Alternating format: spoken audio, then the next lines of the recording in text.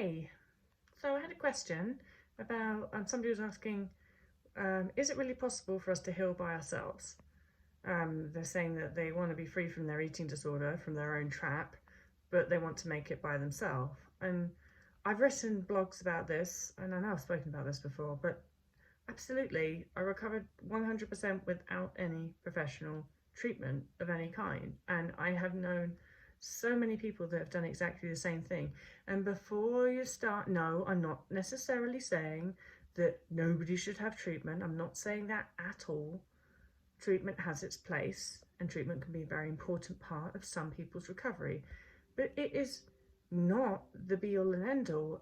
And I think a lot of the time it's just like forgotten that therapy hasn't been around that long, and eating disorders and a lot of other mental illnesses have been around a really long time. Eating disorders have been documented way back. I think Middle Ages is sort of the first official documents, but then if you think, well, if they're documented then they must have been around a long time before then, because that's just the first time somebody wrote it down or commented on it. In a way that's been saved and that we have now to look back on. And so they've been around a really long time before therapists and a long time before dietitians. And so people recovered from eating disorders before eating disorder recovery treatment was a thing. So of course it is possible to recover from an eating disorder on your own, and especially if you understand the concept of recovery. It's eating your way out of energy deficit, primary, and doing the neural rewiring bit, which honestly isn't rocket science. I know that sometimes neural rewiring sounds like this big complicated thing. It's not. It's just retraining your brain. It's training your brain to think a different way. And people have been doing that for a really long time as well. And so none of the concepts of eating disorder recovery are out of anybody's reach. A lot of it, I think, far more than is given credit, is about common fucking sense. And that's why I recovered on my own. It's because a lot of it's common sense. I knew I needed to eat more.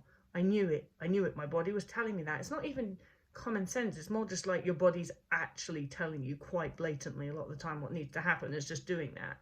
It's overcoming fear, which humans have been doing ever since humans were started. When did humans start? I don't know. Whenever humans started, that's how long humans have been overcoming fear. And so that's what recovery is. It's overcoming fear and doing what your body is asking you to do, which is doesn't take a lot of intelligence, because your body's usually screaming at you, I need you to eat. And then the overcoming fear bit, sure, that takes willpower, but most of us are blessed with a ton of that. You can do recovery. And there are certain aspects, well, the majority of recovery, you have to do on your own. No one else can rewire for you. No one else knows what your mental hunger is doing. No one else can tell you that thing. And I think that's why now that there's such a dependence on eating disorder treatment, this is where it's really going wrong for a lot of people, because you've got dietitians telling people like, this is what you need to eat, and it actually leading them further away from being able to trust their body and listen to what their body's telling you or them. And so all that does is it widens the gap for people, and it lengthens the process, when it really is as simple as shutting down that fear response and eating. And you can do that. All right, gotta go. Bye.